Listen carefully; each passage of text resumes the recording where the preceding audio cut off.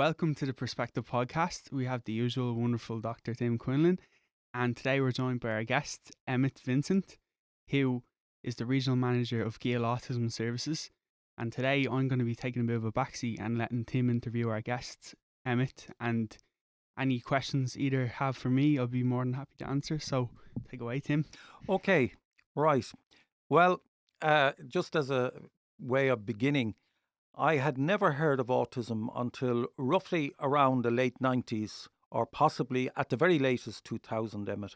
And I first heard the term autism when our primary school set up one of the first autism units. As a result, the secondary then followed suit. So I'd like to ask you, Emmet, when did you first hear of the world of autism and how did you become involved in that world? Okay, I'm kind of ashamed to say that the first heard of autism was with the movie Rain Man. Ah, And which I remember that movie came out around the same time when Extravision was kind of becoming a thing and people were renting movies. So, and I was a big movie buff, so rented that film, and that gave me a very, I suppose, narrow view of what autism was. Well, it's a brilliant movie. It's just one, I suppose, type of autism. And then my cousin, who lives in the States, he was born around 1990, and he was diagnosed with autism, but also with it's like quite a severe intellectual disability as well. So again, this was kind of shaping my view of autism to be one specific thing. Um, Albeit there's a spectrum there. I was still kind of confused exactly, or maybe probably didn't give it much thought. When I first became aware of Asperger's, I can't quite remember, but I had a view of it that was quite, I suppose, cliched. I read something online, but someone was discussing whether Albert Einstein had autism, and someone wrote on a forum, no, he didn't, because people with Asperger's don't have a sense of humor. And I just took that to be true, because this is okay. a naive Yeah, time, yeah, and yeah, the yeah, internet, where yeah. we read everything on the internet, we Internet, believed yeah, it. and believed everything was So indeed. then, I studied film in college when I first finished secondary school, and I had no inkling to kind of get into any kind of career in relation to autism, or like the kind of social care type world. And I was working, and I was looking at being a writer, and then struggling to kind of get any kind of regular work with that. So I began to teach. I was teaching English as a second language for a while, and then I was setting up my own script writing classes, but I was only doing that part-time, so I was getting very work was sporadic, and I was kind of heading into my late 20s. And then a friend of mine was working in the organization Gheel Autism Services, and there were several of the guys there of Asperger's. Some of them had diagnosis of Asperger's. Wanted to make a movie, and she said, "Will you go in and do a script writing workshop with them?" So I said, "Yeah, no problem." They said, "Oh, look, Gheel will give you a bit of money for that." And I said, "Yeah, look, that's fine." So I went in and I did 2 script writing workshops with them, and I just got on really well with them. I just enjoyed it. I, kind of forgot about the fact that they had autism after several minutes, and just did it like any other script writing workshop. All the I suppose, whatever you want to, stereotypes that I might have had in my head kind of went out the window after I had met them. And then she said, "Listen, there's a job coming up," and the staff there said that they think you'd be a good fit. At the time, Gheel didn't require a qualification, but then what they do is they would support you to get a qualification Right. with them. So she persuaded me to go, and that was 2014, and I'm still be here. there. Yeah. So, and then I went and I got a master's then in autism through the University of Oh, Birmingham, lovely. Okay. distance learning course, and Mm. learned even more. But really, what I learned was just working with all the guys and the amazing people that I've worked with. That's where I've Right. learned the most. Yeah. Okay. You're an area manager with Gheel. What would So, you regional describe? How manager. would Yeah. you describe what Gheel does or what it offers? So Gheel itself works with both, whatever you want to call it, both ends of the spectrum. No, the spectrum is probably never ending. It's just it's hard to describe what the spectrum of autism is, but in other words, we would work with people who would have who are nonverbal, who have an intellectual disability, who need round the clock care, and they might be in residential settings. So the staff there will be doing overnights and things like that. And then we also work with people who, and I don't like the term high functioning, that's a term that people kind of use. I don't think we've quite got the language sometimes for that yet. But in other words, people whose needs are just very different. They're able to communicate. They have they're verbal. They're extremely articulate. They're extremely intelligent, but they might struggle in other areas, and they might struggle socially or struggle a lot with anxiety. And with the people that I've worked with the past near 10 years, anxiety is really the disability there, because if we could remove the anxiety, I think the people that we support would be doing a lot better, shall we say. Yeah, Mm. I would agree with you there 100%. In my time of 10 years in an autism unit, I would have found 100% of the kids presented with very high anxiety. And anxiety, in fact, today's world doesn't help either, because there's high levels of anxiety in the normal population as well. Okay, so that's interesting. Now, your own job, what exactly do you do in your job in Gheel? So I'm over 5 different transition services at the moment. So we have 2 in North Dublin. Now, when you're saying transition Sorry, so services, what are yeah, they? so a transition service is generally for people with autism but without an intellectual disability. If someone has a mild intellectual disability, they might suit the service, and that's not like we're discriminating against. It's just other service models that we have in Gheel might be more suitable for people with an intellectual disability. So what we would do is we would have people who any age really, but often it's like 18, 19 when they first come to the service. They've just finished school, or maybe they'd even not done their leaving, and they've been kind of sitting at home kind of idle for the last few years. And we do up a plan with them, and that plan can take several years. And basically the point of the plan is to try and kind of get them to not need us as much as possible, if that makes Yes, sense. that does But make sense. we don't put like we might be kind of putting a timeline, but the timeline's going to be very flexible, so to speak. But so if they need us after that, Now, we'll when you're continue. making this plan, Hmm. I presume the client sits in on it as well. 100%. And then to be, say, you and maybe a care worker, or how many people would be So in on that it plan? it depends. So often it's just what we call the caseworker and the person, but often Okay. then what the location manager of the team might be involved, depending, and the person's family, if they want the family involved, Yes. might be involved. Sometimes I'd be probably less involved now. I'd be the person who often goes and supports with the assessments or deals with the HSC in terms of kind of funding and people kind of coming Yes. in and things like that. But the plan itself is kind of divided into now like kind of 4 different kind of sections, I suppose, which would be like self-support strategies. So the idea that, able to kind of manage anxiety, able to kind of be resilient against kind of setbacks and things like that, and learning how to be understanding their mental health, understanding autism. Then you'd have find my tribe, so finding like a social outlet away, like natural supports away from a service. And then my dream career, so looking at education and employment. And then finally going solo, so any aspect of independent living, whether that's finances, whether that's looking after yourself around the home.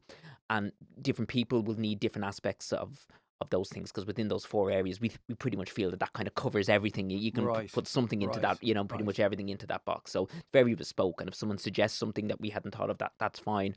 Or if we can't do it ourselves, if we say, well, that's not really what we do, we'll help them link with another service who can. Yes. All the while Okay. we'll probably stay on board as well and Right. help them in another Okay. area.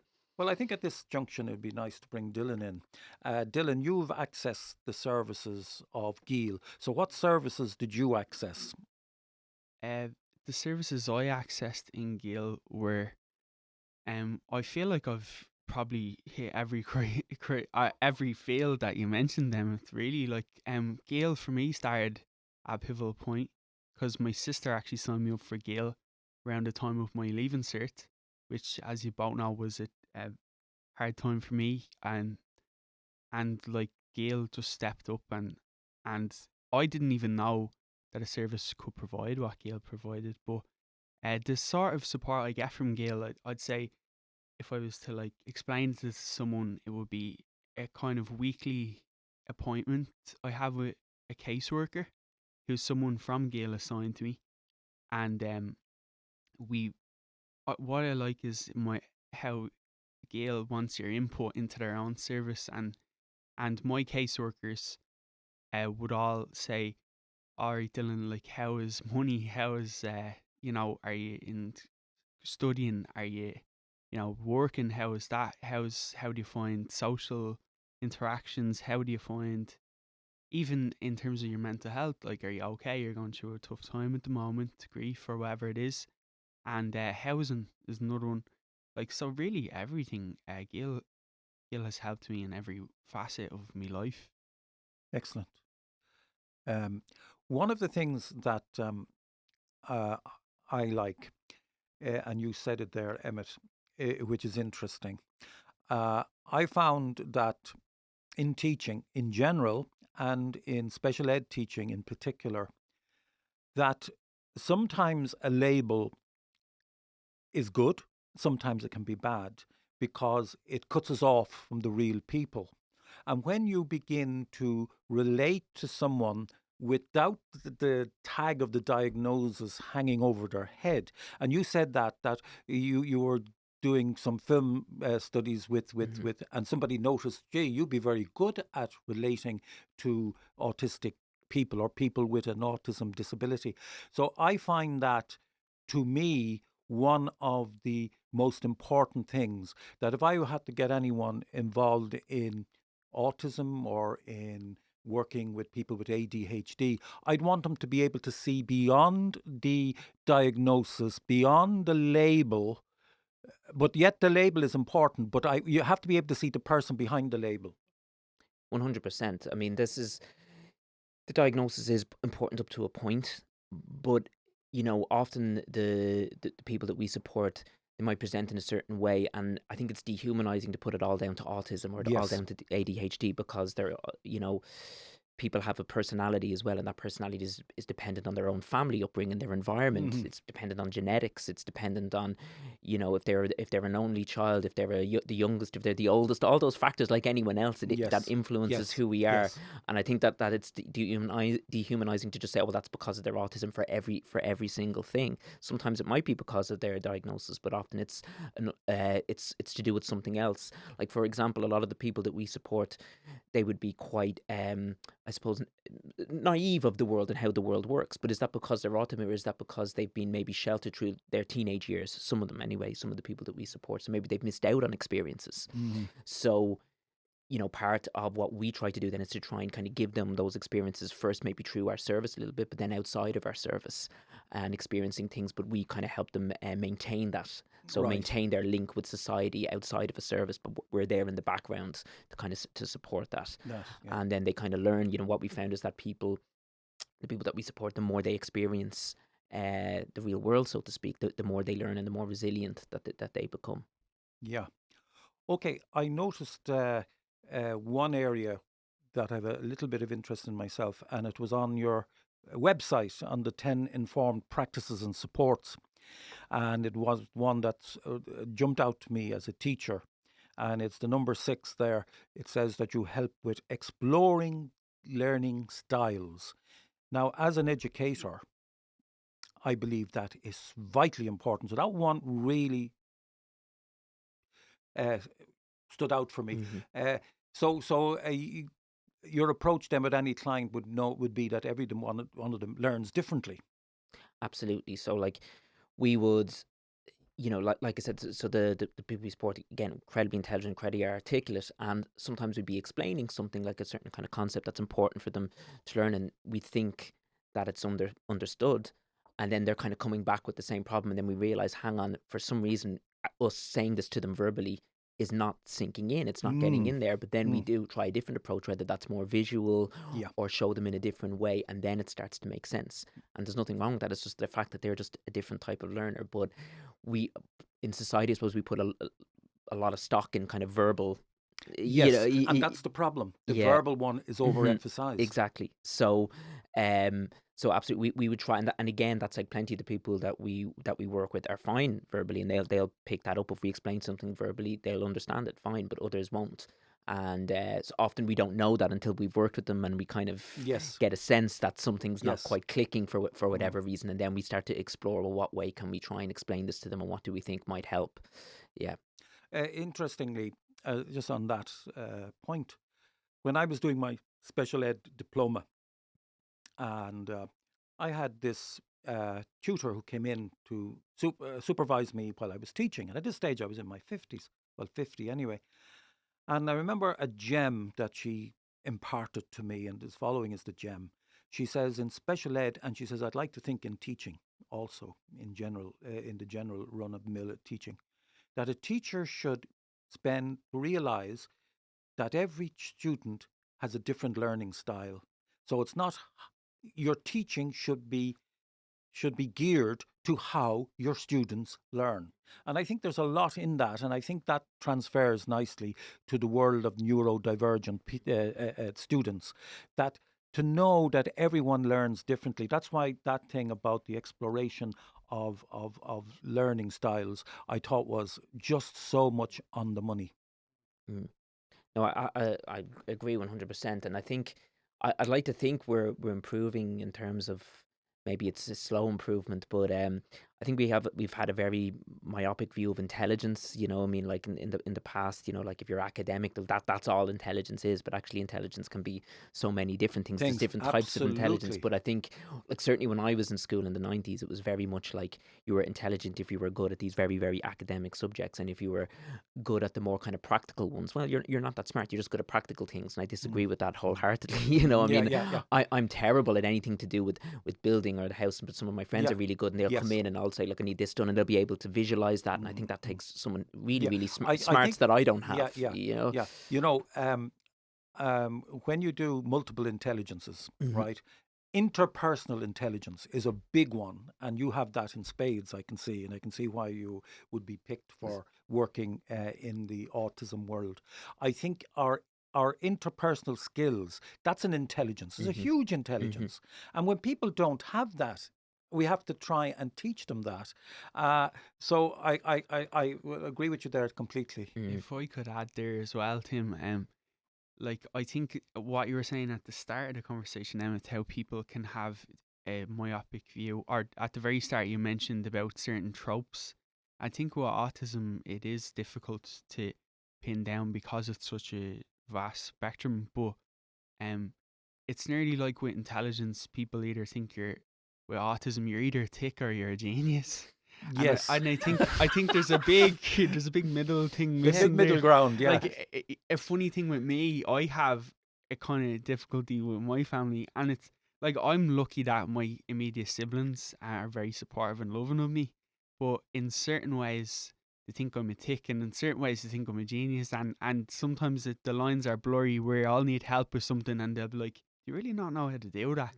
I'd be like, "No, all my life I can't do this," and they'd be like, "But she, you play the piano." And I'm like, I know, but that's nothing to do with tying my laces. I Yes, don't know how to yes, bridge that. yes. And I do get their point, but like or just even setting up the mics, to be honest, earlier I had this thing in my head, is like, I'll remember the connections if I have all the cables coloured different. And when Tim or my brother came in to help getting the mics, but he didn't know how I had them assigned. But I got really confused then, because it wasn't, I can be very rigid in my thinking style sometimes. Like I'm very open minded to ideas, but with tasks I'm very rigid. It's very step by step. And when it's kind of when there's a spanner thrown in, I kind of just don't know what to do. And that's something that actually Gheel helps me with too. Sometimes in particular what you said, Tim, about interpersonal understandings, like EQ, I'd call it. Yes. I remember Intelligent Daniel quotient. Goleman had a book, Yes. Emotional Intelligence, that kind of opened my mind to that.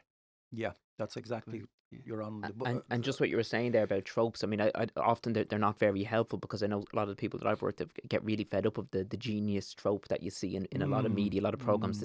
This person with autism or the Asperger type, you know, and they're an absolute genius, but they're difficult, and they're they're Yes, socially yes, awkward, and yes. and it's like, can we not just have someone who's just really not nice with autism and quite normal, but they've got autism? Because I've worked with plenty of them, Yes, they might yes. just have a couple of I will certain kind of say in challenges. certain ways I fit the trope good.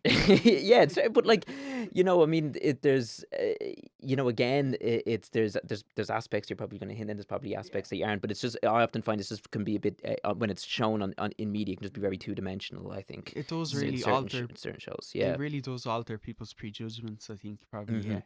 Yeah. where I like your emphasis, Tim, on who was the person as well. Yes, Yeah. yes. but- Okay, excellent.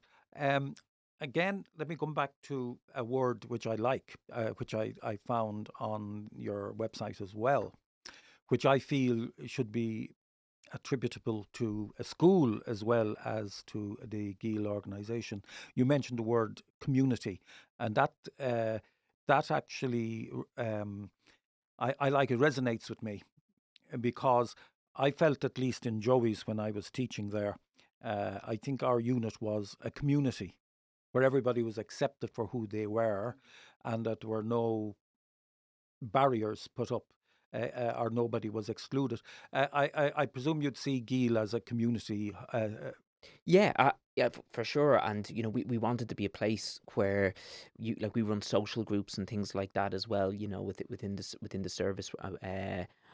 But ultimately, the point of those social groups really is that what we hope is that friendships will form and Yes, and develop outside of us, and that we won't be needed. Do you know what I mean? yes, Because we want yes, all these things to be sustainable for the person throughout life, yes, so that yes, that the community really is the actual community there, so that we're not kind of, I suppose, sheltering people into a service, and you're safe here and everything's fine, but as soon as they go out or try to get a job or go into college, they struggle. Do you know what I mean? yeah. Because for whatever reason, because society's a cold place, or whatever it Well, might I be, think which it society is can a be. cold It can be, place. yeah. It is a very Hmm. cold place.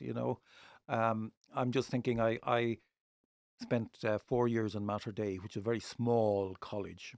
No longer Hmm. exists. It's now incorporated into DCU. But there were only 30 of us in our class first year, 20 girls, 10 men. And then when I graduated from there, I think there was only about maybe 200 at most in the college. So it became it was a community. You knew Mm. everyone. And if I was, and then I was in UCD for 3 years. But if I was to compare, one was cold, academic. This UCD, forbidding, isolating. If someone in the class died, you weren't even aware of it because Mm. there could have been 400 people sitting in Mm. an English class, right? Or a history class. And if somebody was going through a hard time, you didn't know. So, really, school as community is important. So, I think an organisation like Gheel, if community I think is a factor. We do try, like, I always see that part of our role, it's first of all, as well, it's not just us teaching the guys. I feel I've learned to be a better communicator from working with people with autism, because of the way people with autism communicate, which I really I like. would agree with that Yeah, it's just 100%. this really, like, I'm going to say what I mean, and I'm going to be just completely honest about it. I'm Yeah, not going to be yeah, like, I'm not going to say it rudely, and I really like that, and it's yeah, helped me in yeah. my career. I think it's been a fantastic tool for me to learn communication style. So a lot of the challenges with communication, I think, are also part of the neurotypical problem, not an autistic Yeah, problem. absolutely. Some of them. And I would say that I always think my number one skill is communication. And I know that I got my communication improved many times over in the autism unit because you worked on Hmm. communicating what exactly you wanted, Exactly, which we don't do as which we don't neurotypical people. do. As neurotypical people, we don't No, do. we don't. You just expect people to read Yeah, between the or we, lines. we try to be overly polite, but then the Yes. message just gets Oh, yeah. kind of obscured. Yeah, yeah. But the other thing is, I mean, we look at, like, changing society. And first of all, we have to be, when we say changing society, that's a very big statement. I think we have to be kind of hone in, what are we actually talking about. Well, if I think of various different things that need to change in society for people with autism, well, one, it will be mental health services, and the view of that, oh, it's just autism, and they're almost like there can't be a secondary mental health condition. And I've dealt with mental health services who have that view. It's like, as soon as That's crazy there's an autism diagnosis, they they, that they, there's they no go, well, comorbid. we can't support them anymore, and it has to be you guys. And Crazy. we don't have like, really, we have very limited access to psychology and psychiatry. We have to go back to them then. Or, certain colleges are brilliant, certain secondary schools are brilliant, but certain ones aren't as well. And it's Yes. kind of, about putting in reasonable supports for the person. Now, if all of those things in society was fixed tomorrow and everything was brilliant, I still think that for some of the people we support, and a lot of them, there's still some inherent challenges that are there, like inherent anxiety that maybe exists. But then also, I don't know if we figured out how to treat that or manage that yet. So again, you could also probably put that down to also a Yes. societal problem as well. Yes. Society is changing. Give you an example. I suppose the best example I'm thinking of. I don't know, especially now post COVID, how many people are attending college. Some people access a lot of stuff remotely. I'll give you an example. Uh, I have a human development class. I'm doing the history of psychotherapy with them. There's 120 in that class. I'd be lucky to see 40 Mm. people in front of me. The rest will access everything online. And I'll know when I'm reading the end of term assessment that only I'll know the ones that were there because they'll be mentioning stuff I mentioned in lectures. But the others even brings up stuff I've never even mentioned. So in other words, I wonder, are the communities functioning? Mm. That's I How lonely that must be, like yeah, for anyone that's I think neurodivergent. I think there's a lot of, like, the working from home thing, which, is it's good to have that flexibility, but maybe we've almost gone. I'd be worried about going too far that way, where we isolate ourselves as well, because I Yeah, think there's a reason why yeah. we meet up. I'd just be curious, Dylan, to know what you would think there, like, in terms of society. Do you find, it difficult, because do you find society, in Irish society, an unfair place for someone with autism, or do you think it depends? Uh, I know, like, because I feel like a lot of people blame society on a lot of things. I know this will probably sound controversial, but and I did as well, because there was such an adjustment between being an adolescent with autism and an adult. The services quality was just night and day. Like, when I was an adolescent or a kid, I just felt like I didn't even know where I was going, why I was at these appointments, and my mum was just doing her best that she could do to figure out what is this problem child, why is he getting expelled from schools, why is he, you know, threatening neighbours, whatever I was doing at the time. Um, and I just felt like I was uh, like a subject to an experiment or something. I felt very medical interventions, and it just didn't feel it didn't help with the interpersonal at all. And then, kind of a juxtaposition then, was being part of Joey's unit with him, where I met him, and then that individual support, one-on-one classes where me and Tim could talk about nearly anything but the curriculum. Like, Hmm. we talk about philosophy, we talk Mm. about, well, then what is it you actually want from life? No one asked me that before. And then anyway, then there was an adjustment from school to adult, where actually it was my sister who signed me up for Gheel. It was after the passing of my parents, and whatever, they weren't in the picture. So me sister made the foresighted judgment to get me signed into a service, and it was Gheel.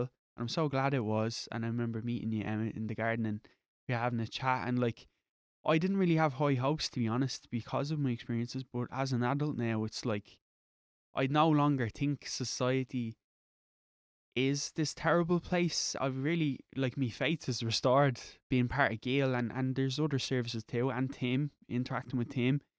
And now I kind of, it gave me an idea of, like, oh, you have autonomy and you can actually work on, whether it's Tim planting the idea of what do you want to do, and then it being music, and it's like you saying, like, we'll work on these things, whether it was like housing with my caseworker, or like, even how are you doing in college, talking to people, how are you doing, whatever, like, just having that made life so much more like, I was just more enthusiastic about life in general.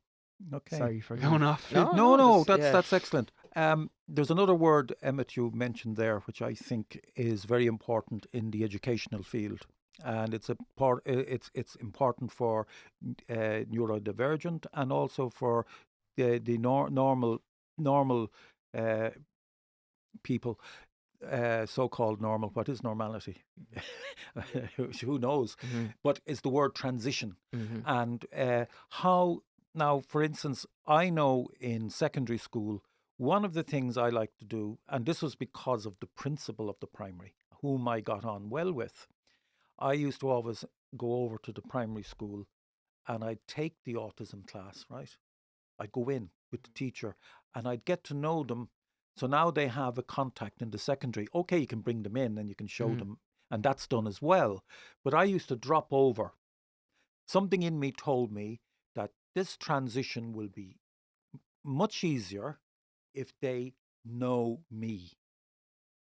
So I was just going on an instinctual motivation before I even heard of transitions. I knew that these children are going to be facing 8 or 9 different teachers where they had just one teacher, and are going to have a different experience. So I think transitions, you mentioned that word transitioning. Have you obviously have that in your code of. Yeah, it's called the transition teams, and I suppose that the kind of name is kind of a double meaning. I suppose the people that we're supporting are in a transitionary period in their life. Yes. Usually, well, most of them, we take people at any kind of age, but as I said, most people that would come to us initially would have been, I think, Dylan, you were probably about 18, 19, were you? 18? Yeah, and it's that time kind of, going from you're all of a sudden an adult and nothing magical happens when you turn 18. You still Yes, feel the same, yes. but all of a sudden you're an adult and figuring weight out of the what you want to world's do. on you Yeah, now. absolutely. Yeah, and figuring out what you want to do in life, and then also trying to kind of transition them to something that's sustainable throughout their life. And we're looking at kind of like having kind of a branch of the service where people can like kind of maybe finish with the service, but then dip back in for support when they need Okay. it. Do you know what I mean? That's what we're looking at. Kind of, I think that's the future of the support. So then it's like, okay, well, I need, and then there's always anomalies. There'll be people who maybe are in our supports for. Sorry, I'm not like there's people in Gheel. I'm talking about specifically the transition supports, because there's people in other models of Gheel who are there for life and Okay, things like that. yes. So I'm talking specifically about the transition supports. So I think that's it, it's really important. It kind of forms a lot of what we do. In terms of kind of looking at kind of what needs to be in place for this person to kind of live a life that's kind of like an autonomous life, a life that's with a lot of meaning in it for them, whatever that might be, and contentment as well for them. Yeah. Okay. Now, the one other thing that struck me or strikes me as sad is a fellow student of Dylan's, right? Mm-hmm. Now, he would be, I suppose, if you're going by the classic definitions, but now it's just an autism spectrum, DSM-4, was it, that said Asperger's Asperger, has yeah. gone, Yeah. right? Mm-hmm. So, I mean, that's the Diagnostic Statistical Manual Mhm. for those listening who are not au fait with that. Yeah, and the that abbreviation. DSM-5, it was just changed to ASD, D. Yeah. Okay. spectrum So the- disorder. So but in Asperger's had a forehead- very short life, really. It had a Like, very it was, short life. because it was in the DSM-4 for, I think, maybe in the 90s, I think. Yes, and then in it was the gone 90s. in And then 2011, 11. 2013 So or something like that. that Yeah. caused a bit of a stir because our first unit was Asperger's. Then we got communication from the department. It's no longer an Asperger's unit, it's an autism unit. Yeah. Okay, that's all As right. if that made a massive As if that difference. made Yeah, a yeah, massive yeah. difference. Yeah. But anyway, one guy who would be, say, more higher functioning, right? Mhm. Now, he managed to get to university, get a degree. Now, that's fine. And did very well. Now, his problem is he cannot admit that he has this label or this diagnosis because he fears that he will be, when he goes for a job, that'll militate against his chances of getting a job. And he said that to me because I said, will you be involved in the podcast beginning? He said, no, I don't want anyone to know that I have this diagnosis. What's your both of your feelings on that? Well, I mean, personally, I mean, okay, I'm not autistic, and so maybe it's easy for me to say, but I don't think it's anything I to don't be either. ashamed of. But maybe he's been discriminated against before, and he's had some bad experiences. So I can yeah, understand yeah, it yeah. from that perspective, and I wouldn't want to, because like I don't live his life, so I wouldn't Yes. want to, couldn't judge or anything like that. But what I do find is that, again, this is just from my own experience. The people who I've worked with who are much more accepting and open and wanting to kind of learn, people like Dylan, they kind of will be more content in themselves then. Yes, That's what yes. I find. Whereas the people who have maybe more trouble accepting it, and maybe kind of accepting that they might have kind of difficulties in this areas, maybe kind of struggle in silence a bit more, and so things will be a bit more difficult for them. That's just been my observations. And I think your observation is right because I've met this individual a while. Now he's in a relationship now. I haven't met him in over a year. But I would have found that he would have had problems socially and in work contexts which were inexplicable to the other people. hmm That's the problem, because then if That's there's the problem. yeah, Because and then if he had been upfront about it, it wouldn't have been inexplicable. hmm what do you think about that? I mean, like, do you feel would you feel comfortable in like, oh, let's say a new work environment, and kind of letting people know, or do you feel you should have to? Do you feel you should have to let them know, To or be honest, that's something I still struggle with now. Like, 'cause there's the idea of like, if people know, will they be more accommodating? And then I have the thought, if I myself use this, will I benefit or not? Meant like psychologically, will I treat my own responsibilities differently? Now I know a lot of people might not have that problem, but I feel kind of it's a unique problem for people who maybe like the person you're mentioning, Tim, has to face at some point, and I still don't feel like I've solved it because there's certain issues I'll have in social situations and maybe like academic environments or wherever there's people really, or in the part-time jobs I've tried, where I think I've tried it both ways, where in one scenario I'll tell people and then I feel, and how much of it's in my head I'm not sure, this is the problem, but I'll feel, oh, I feel I'm being treated slightly different. But then in the other case where I don't mention it, I feel I'm really struggling here, and are people more frustrated because they don't know? Mm. It's just something that's so impossible to tell, and I think it goes to theory of mind difficulty, because I don't know, and for anyone, I don't know what's in your head.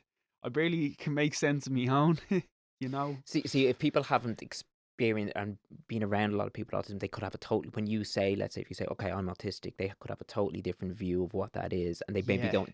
People might not know how to be around it. They might be yeah, just, whereas for probably people like myself and Tim, we just be like, okay, that's fine. It's no big deal. You know what I mean? Yeah. Like, to what are the things that you struggle with or you challenge with, and how can we help you with that? And that would be Mm. the conversation. to mention specifically one incident at Emmet, I'm not going to name the place, but Hmm. I was just working part-time somewhere. It was just voluntary work, but I actually really enjoyed it because it did challenge me socially. But there was one I couldn't work at the front of the shop. Like, I just as much as I mentally premeditated before the job how to work with the cash register, and how much I tried and tried, I just kept on making blunders, and this in this case the boss didn't know and wasn't aware, and she got very frustrated with me, understandably, because I was holding customers up and all, and I might have been making people awkward because I was just saying sorry, sorry, sorry every minute. Um, but I really enjoyed working. Like, I'd enjoy, like, working at the back of the shop. Like, I'd love, there was a load of jobs to be done there that I didn't mind doing, and I did try to sort of say, would it be okay if just for a while I work in the back of the shop and someone else could handle the cash register? But I think they just took it that I was incompetent, and I actually.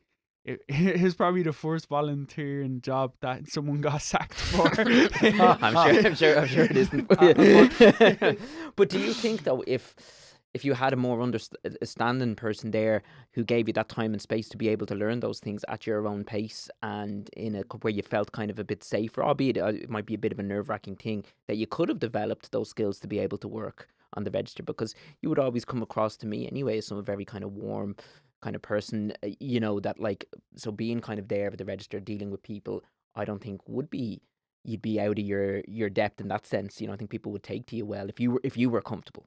yeah, I would. There would be sort instances of awkwardness where I didn't hear what someone said, or whatever. Like, I did feel that, and I do feel that in interactions. I'm kind of more aware of it now. But in general, I'm able to have pleasing interactions with people, and I actually, I used to hate it, but now I actually kind of like talking to people. I often sometimes used to say that the difference, I used to, with some of the people I work with, the difference between me as a neurotypical person or you as an autistic person, is that you make those mistakes socially and you dwell on them, whereas we'd make the same mistakes and we just kind of No, let them go. Whereas I Yeah, think there's an intense focus for a lot of the people that we support, that that's autistic interesting people, enough. like, Yeah. and then that makes it worse then, because you're getting anxious about, oh, I just said something to that person Mm. and I made a mistake, whereas maybe someone else could make the same A- mistake, but they're able to kind of just move on from it. actually, Emma, if I can say, because you're the one who made me aware of this, yeah, it was called monotropic thinking that you told me about, and that made me understand so much, because even if I had a conflict with my siblings, and I will say I'm usually the one who takes things out of hand, but afterwards there's a like intense trying to understand it to not negate it in the future, and I tend to, in those situations where there's a conflict or lack of resolution, I tend to into overthink, how do we prevent this in the future, and I tend to maybe make people go a bit mad like saying, no, but like, is there something I could do different? And maybe that's a bit people pleasing too, but like you're saying, Emmett, when you said monotropic thinking, I actually remember saying that to my brother, and he was like, oh yeah, you definitely do that. Yeah. And monotropic thinking it's kind of an autism advocate, someone with autism called Wen Lawson. They say like basically like that, like neurotypical people is more like a polytropic style of thinking where they can kind of almost move from one thought, one subject to another more seamlessly, have kind of multitask a bit more in their Right, head. yeah. Whereas with an autistic person, their style of thinking is very kind of intensely focused, which can be hugely advantageous And for it the, like can, for yes. doing your music and things Oh, like that. yeah. Yeah, like and this is why a lot of people with autism excel in things, because they're very hard workers in the thing that they're looking at. But it can be a disadvantage when that goes to they're thinking about something negative or a past event. That's Yeah. that's sort of interesting. I remember when I was training as a special ed teacher, we had a girl in from England, and she would worked in autism for 40 or 50 years. And like Ireland, they were aware of autism much sooner than us. And she said, my experience is, she says, all the different autistic people I've taught, they were all on a certain track. She says, whereas we are neurotypical, we were in cars. Yeah. We could drive anywhere Yeah. we wanted. Yeah. And I think that's exactly the polytropic and the monotropic thing. Yeah. I think it's that what I mentioned earlier, rigidity of like, this is the way I do things. Oh, yeah. And it's not. I think one thing that can cause a conflict with a neurotypical and autistic person, and actually it's caused conflict with me and other autistic people, to be honest, is like that just, it can come across stubborn. And I am very stubborn when I think I'm doing something, and I need to do it in this rudimentary, orderly way. But then someone doesn't understand that, and they're like, why are you being difficult, or why you?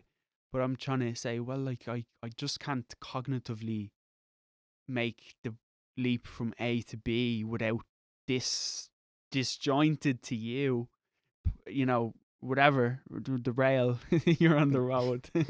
That makes total sense, and that's and going back to then your example there being on the till, it's like you make that mistake, so it's not is it the mistake, or is it just the fact that you're intensely focusing on the mistake, and then the more you focus it, the more your anxiety is going up, goes up. Yeah, and actually, there was another volunteering job I got fired from. Actually, no, I resigned, but I should have been fired. But it was where, again, there was a lot of technical tasks involved, and actually it improved my social skills a lot. I loved talking to people and all. It was a kind of like, it was a bit of a company environment actually, and it was almost treated like an internship. But there was, when it came to certain technical tasks, I recorded videos on my phone, and I'd watch the videos religiously, like at night on the train, everything. And the way I'd try understand all the tasks needed would be step 1, step 2, step 3, step 4. But of course, when things are happening, and it can be the likes of this, like a podcast, where things are just happening, you have to adjust. That's where my brain will like shut down a little bit. And that's where people would get frustrated with me and say, well, I explained this to you 1,000 times, and I'd say, sorry, I was just stuck on step 6 where this thing wasn't exactly. And they're like, well, it's not going to be like that every time.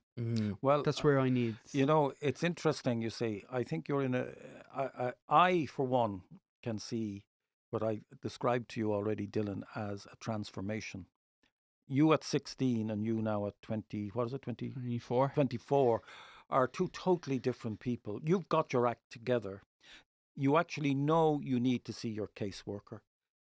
You see me quite regularly, okay? And you see other people. You have a therapist you see now and again. Yeah. So in other words, you've taken the initiative. And this is a big thing that you've done. You've taken initiative, and you are getting your life together in a tremendous way. And I think this podcast that myself and Emmet are happy to help with today is a great tribute to you, you know?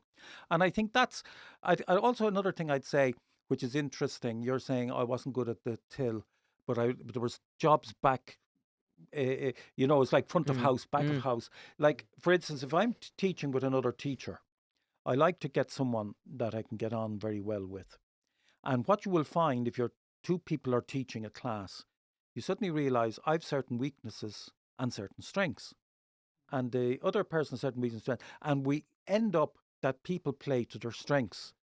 I always allowed other teachers to open up for instance, discipline. I'm not a very, I would obviously like discipline, but I'm not a very disciplinarian type person. I'm more communicative. So I'd always allow the other person, if they were better at getting attention, to start, right? Whereas I'd then come in then, because I'd see I'm not good at that, but I'm very good at this. And I think that happens to neurotypical people too, not just to people who are neurodivergent.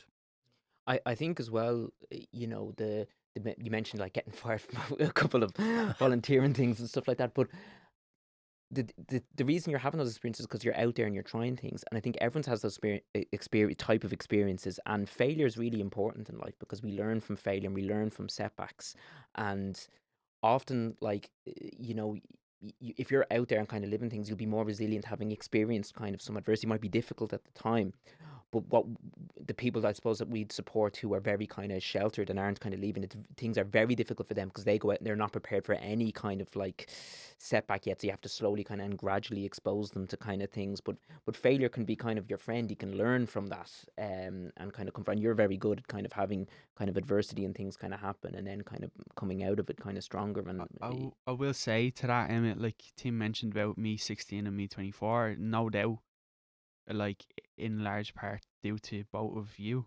Like, yous both helped me so much. And I think you're right, Emmett, about the failure point. Like, in my case, and I mentioned about people complaining about society, but I think I was, I have to say, I was privileged that I had, like, the support of Gheel and the likes of Tim, who's a good friend, to, like, lean back on in them times of failure where someone else who might have those failures, they'll be a bigger attack on their self esteem, and because they've you may I don't know who they might have to lean Mm. on in them but also as well, like instances. we can only, like myself and Tim can only do so much. You have to be motivated, and you are motivated. So you know what I mean. The person themselves that to help anyone has to be motivated to want it and to kind of Yeah. do these things. Like I remember you coming in when you were repeating your leaving cert, and you'd be coming in. You were using the office there in Gheel, and you'd be there for hours, and I was watching you going, Jesus, I never never studied for that long amount of time. You know what I mean? So I mean, That's because I was repeating. yeah, it I was was like, I'm hard, not like doing though. this the But second you'd time. gotten a good leaving cert anyway. But I know it didn't get you the course you wanted, and then you went and repeated, and you got it, and that shows real kind of resilience. But there's only so much like people like myself and Tim can do. You know what I mean? And this is where like our service. Gheel, we're always honest with the people that we assess. It's like it's a success and it's a great service if you put something into it. We need that. We need Absolutely. that from the person, otherwise it just doesn't I work. think I would agree with you 100, and I know I would agree with you 100% there. Myself and Dylan and myself and another boy who successfully negotiated the transitions from secondary to third level. There was another lad, obviously we won't mention him, and he's practically living in his room. Mhm. And both you, Dylan, and the other boy said to me, but he's not willing to take the initiative. And there's nothing, and I remember saying to you and to the other guy, but there's nothing you can do. The person has to take the initiative. And when the person takes the initiative, like I knew I could work with you because I was getting the response. But you can lead a horse to water, but you can't make him drink. Yeah, and we try, and sometimes like that person's not motivated to start, and we try different things, and we can kind of get that. But sometimes we just hit a dead end with it, Dead. Yeah. unfortunately, and it's very very unfortunate. But the hope would be that maybe they're just not ready, and the time might come, and they might When they be. will be. Yeah, Yeah. absolutely, and Yeah. we'd still be open then to them when Yeah. they are. Now I know this is one thing now that I at the moment have my being bonnet about, and that is what I'm talking about is sensory issues.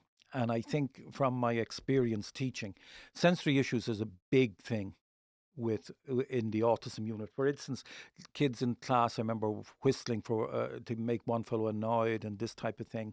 Uh, uh, uh, so, and it's a regret to me to state that I feel that more schools that should have units, autism units, and that even those with autism units that don't have sensory rooms are in the Stone Age. Uh, uh, Now, if you're talking about sensory issues, I'll ask both of you. We'll start maybe with you, Dylan. Where would you see sensory issues either impacting on you at third level? Uh, Actually, it's funny you mentioned this, Tim, because I've found it comes in kind of bouts where it's a lot and then it's times where I'm alright. One thing that Gheel did do straight away, I have to mention, is like they somehow had the funding to get me noise cancelling headphones, Right. which straight away made life 10 times easier. Like I use them all the time. Traveling, like there's certain noises that I know people who probably don't know about autism will think, well, like it's a bit annoying, but like really, like when you're on a train and there's the screeching of the rails, Yes. that to me is like I really need to practice like discipline to not want to just run off the train and go mad, like, and that's where the headphones help in those situations. Even to the likes of going to gigs, I can go. One thing that was funny is like people in my class are into music and I'm into music, but people say, "Oh, you're going to gigs?" I'm like, "I can't censor you. I can't." But with the headphones, I can. I just slip them on and off. Right. Sorry, Excellent. Tim. I know you mentioned education, but yeah, for No, no. travel, You're right. and I will say lectures in college. Again, this is where Gheel came in, liaison between Gheel, my caseworker, and my college faculty. They were able to say, well, look, when Dylan's just in class and if multiple people are talking and he's not able to focus in work and he gets overwhelmed, let him just leave, go into a room where, he can do the same work on his own. Like that was just a small thing, but that's a big thing that, I don't know if I even just trying to explain it to people. I didn't even think of that solution. I think it was my caseworker. Right. And There's nothing Gheel worse than thought of it. when you're dealing with some kind of. And I just want to stress, like most colleges, because we dealt have been very, very good. But sometimes, like, no, well, that's not how we do things. It's like, it's not going to cost you anything to do No. something. It's a reasonable accommodation. My sister's actually a primary school teacher. Now she's a resource teacher. So she's very experienced in autism. But she's been a teacher. So she's now in her 40s. She's been a teacher since she's in her 20s, and she wasn't seeing very at the start of her career very many children with autism. So when kids started coming in with autism, or maybe she was and it wasn't realized, but certainly no official diagnosis. She was kind of asking me a few questions because I was working in Gheel at the time. And I remember her saying, like, she's this one kid, so she's saying it to the class, like giving instructions, and then he just never does it. You know what I mean? He doesn't do it. I said, how do I get him to do it? Because I'm doing. I said, look, I don't know because I don't know. But I said, but try just after you've given the class instructions, then just going to him and just giving him the instructions as well, just directly to him. And she said, yeah, that worked because he's not hearing, he doesn't know it's for him, maybe. Do you know what I Yes, mean? Like, and yes, it's maybe yes. there's too many distractions. But when she goes over and she just directs, speak, okay, now I need you to do this, then he's like, okay. And these are very kind of simple, I think, accommodations that, people can bring in rather than getting frustrated. She wasn't getting frustrated with him, but other teachers maybe could, you know what I mean? And not understanding. And like the likes of Dylan there going into another room. I mean, what issue is that Yes. really? I will It's, say, actually, one thing I have to say is like one of my lecturers surprisingly knew about autism. I had this one experience where, That's unusual. yeah. yeah, what I won't mention him, but like but he was straight away he saw I was kind of rocking or whatever I was doing and was kind of dissociating a little bit because I was trying to focus on my work and people in class were talking and laughing and all. And it's not that I'm like I love having a laugh and all, but I just can't. I just can't. When my mind's trying to focus on two things, I get really flustered and the lecturer noticed this. Must have been in my mannerisms or something. But he said he took me out and he was like, if you need to go to another room, and I know like is a lack of proprioception. He actually mentioned, and he said lean your back against the wall, and it was just amazing to me that he actually knew about all that stuff, and he actually made me, because I didn't even think about that, Yeah. and I did these like literally it sounds silly, but I leaned my back against the wall and would like push my arms against the wall, and I was just kind of, and afterwards I just felt good. I felt Yeah. You see, there we're back to what Emmet mentioned at the beginning, that we are only training one part of the mind, the cognitive or the intellectual level. We are like, for instance, I suppose in general philosophy, which I would have done studied a good bit, is that there was a big break between the body and the mind, and that Cartesian split, it's called in philosophy, has been to the detriment of Western society. In other words, we talk to the mind, but we forget that we are body cum mind. We're body and mind. And my experience, say, in autism, which is interesting, like I can think of one guy. I would feel that if I were teaching an autism class at school, I would have the very first lesson would be PE, because I would now be talking about their proprioception. For instance, I used to bring them to the hall and get them to roll. And the most autistic guy could roll for a half an hour. And the difference in him, for the next hour or two, he was now had command of his body. He knew where his extremities stopped. And I remember a father saying to me, oh, this was the most autistic kid or further in on the spectrum we ever had. He says, I have to give him a bear hug every morning.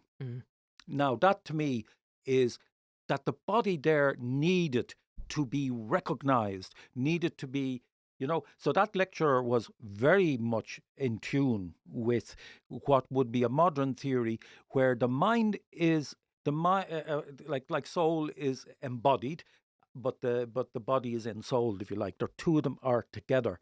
We've taken the mind and over intellectualized it. Driving, noticed myself personally, if like if I felt a little bit low, or even like Dylan said, like disconnected at certain times in my life, and then you can trial different things, but then there's been times when it's like I'd go and do like a little bit of exercise, go for a Yes. jog, and I come back and it's like I've taken some sort of like drug. I just feel completely different in a positive way, and and then maintaining that is often the difficulty. But interesting what you were saying there though about your. Do you feel like your autistic traits, like the ones that are challenging for you, are they context dependent? Do they come out in certain kind of contexts more, and other times not at all? I mean, you're sitting here now and you're seeming very comfortable and communicative, but at other times, then it's like it'd be like you're a different person. It's like you're almost coming across. It does feel like that, Emmett. Yeah, it feels a bit like it feels strange. Like it feels like I've adapted to a point of like being, I don't know what you'd call it, but like civilized, social, or whatever is expected. It's like nearly putting on a coat. Now, probably the people who would most see my autism would be probably my brothers, because there's, if I'm actually, just the other night, I'll just say for interest for the viewers, like I had this moment. I said to my brother Carl, like I'm just feeling dissociated right now, and all I was doing, again, I was just caught up in tasks, but I obviously was just anxious because I was doing a lot of things, and it was, he had kind of understood, and he actually just gave me a bit of space, and that I don't know if he didn't say it, but he kind of just nearly knew to give me a bit of space, and he just kind of, and, and that really helped me, and I think if we understand the science behind all those things, like what Tim was talking about there, and the body and things like that, like you disassociating there is most likely you just getting overwhelmed, getting anxious, and that's your brain's way of kind of almost trying to protect you from that. And then that's why it happens. But it's a very scary disconcerting feeling. Absolutely it is. Yeah. But there's a reason for it, and you can always come back from it. But I've my own kind of experiences with that as well, what we'd call derealization or depersonalization, where our environment seems kind of off and we're kind of disconnected from the people around us. But there's always reasons why these things are occurring.